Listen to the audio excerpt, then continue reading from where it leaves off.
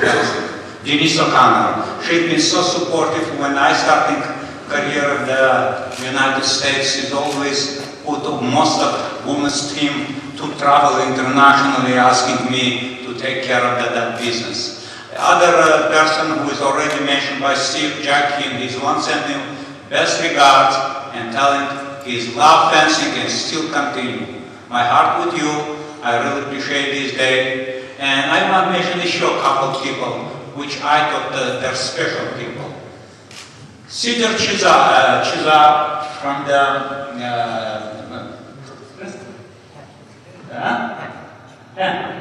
Cedar Chizar from Penn. He's been outstanding coach, outstanding mentor, and maestro in fencing. You know, when I come, I cannot explain you how positive he's looking to me, and I recently go find his letter. He's telling me in letter, you know, you starting from the scratch, same how I start all the time. That's why I always very much respect you. You help me, and for me that means very, very much. And Stanley Seeger from Princeton, other very beautiful, passionate man in the fencing, who is give me idea how important we need to think about putting foundation for the fencing, to have endowment for fencing, so fencing become independent and never been taught, at least in college level. And that idea comes from the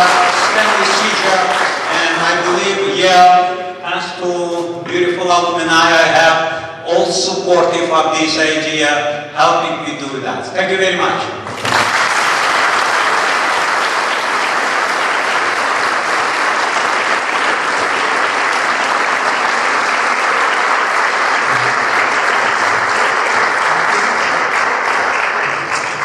To present our next award, let's have a round of applause for Jenny Posthumus and Lisa Posthumus.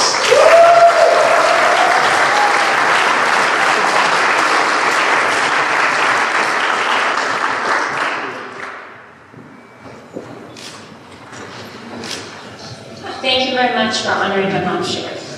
She certainly would appreciate this, and on behalf of my family and many of Sherry's close friends, we thank you for honoring this very important part of her life. It certainly reflects our admiration for the life well lived. If my mom were here, this speech would be short and sweet, funny, and she would have found a way to deflect all of her accomplishments to everyone else in the room. But as her daughter, I am in awe of my mom and her accomplishments, and I'm lucky to have this opportunity to tell everyone how amazing she was in this world of fencing. Well, many of you knew my mom even longer than I did. I see her through the eyes of a daughter and have that perspective to share today. But regardless of how you knew my mom, we all knew her kindness and generosity, her humor, and her approachability. I've been rummaging through her old photos, and in doing so, realized that she actually had a life, other than the one focused on raising me and Lisa. While she did so much to improve U.S. fencing, through the creation of youth development programs, coaches development, spreading fencing clubs and programs across the country, what many people do not know or may not remember is that she was also an accomplished fencer in her own right. Sherry's first introduction to fencing started in Santa Monica with Joe Vince. She was already a standout athlete in other sports, such as being the Pacific Coast champion in badminton and a standout pole vaulter. But apparently she wanted to fence, and so he told her to do footwork for 2 years, before he would give her a lesson. And she did it. I'm not sure how many people, let alone a high school student, would have had the determination and patience to do footwork for 2 years to prove their worth. But she did it and became one of the top fencers in the country and competed internationally at a time when not many American fencers did, including training in Milan and competing in Moscow in the mid-70s as part of the first U.S. travel group to be allowed into the Soviet Union.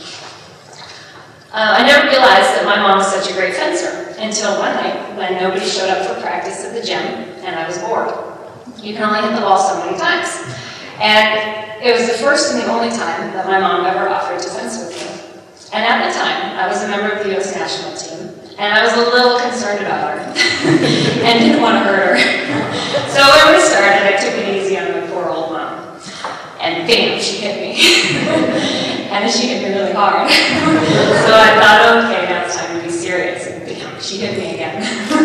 And let's just say we didn't keep score, but we both know who won.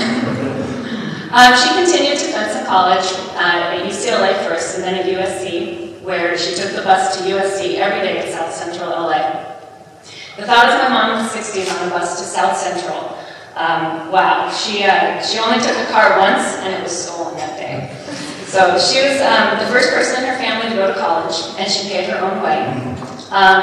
The USC mathematics department wouldn't let her major in math because she was a woman. So she majored in exercise science and went into coaching, but she took the math classes anyways. So she was my first coach in fencing and just in life as my mom. I remember when I was about 8 years old, after a soccer game, my team lost. We played awful. I don't even think we tried. And the other moms told their kids, oh, it's okay, it's just for fun. And my mom said, Jen, do you have more fun when you win or when you lose? And that was a really good lesson. She imparted thousands of such lessons to people of all ages throughout her life as a coach. Sherry also managed many teams, including being the first female Olympic manager. It's a tricky job, and she was perfectly suited for it. I was on several of the teams that she manages for several of you in the room, and somehow, and mostly without us ever realizing it, she shepherded us expertly, ensuring that we would best represent the U.S. on and off the strip. I was also thinking about who were the great influences in my mom's life. Sherry's father was a great man, quick and witty. He was also a professional rugby player for Canada, and one of the funniest men I've ever known. I believe he was in large part a role model for my mom. And Max and Mitchell was a great influence. What those two people had in common, and what I believe my mom admired in them, was their sharp minds, quick wit, and ability to always be one step ahead, but also for their strong character. They took what they were doing seriously without taking themselves too seriously. Not only did Sherry, my mom, reap the many benefits that fencing brought to her life, but she returned them tenfold. Whether it was starting an after-school program for kids, turning an abandoned building into a fencing club, piloting not just the varsity program, but also a recreational program at Stanford, or guiding an Olympic team. She left her indelible fingerprints all over fencing and all over fences, coaches, officials, administrators, and students. She developed champions and helped push the U.S. forward internationally. But both of these results were a byproduct of her efforts as opposed to her sole intent. She truly loved fencing, and to share the sport she loved with others, young and old, men and women, the best in the world or the worst in the club, was one of her greatest joys. Fencing was a huge part of my mom's life, and the sport was very, very good to her. But it was never a one-way street, and fencing was fortunate to have been the lucky recipient of her passion and dedication, her generosity, and her ingenuity. Thank you again for honoring her, and please know that you, our fencing family, gave much meaning to her life, and I thank you for that.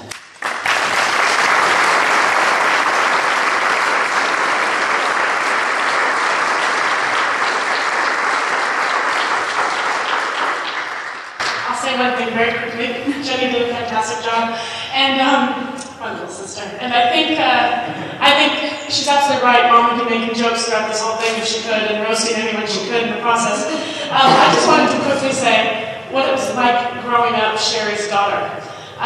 One is there were no family Thanksgivings. They were open to the Stanford community. We had lonely college students on our floor every Thanksgiving, every Christmas. Summers, forget it. We were on the floor because Maxine Mitchell was in our room, or Carla Mae Richards was in our room. We even had a whole club from LA come up and stay in the room, stay in the house during one of our summer nationals that was in the San Jose area.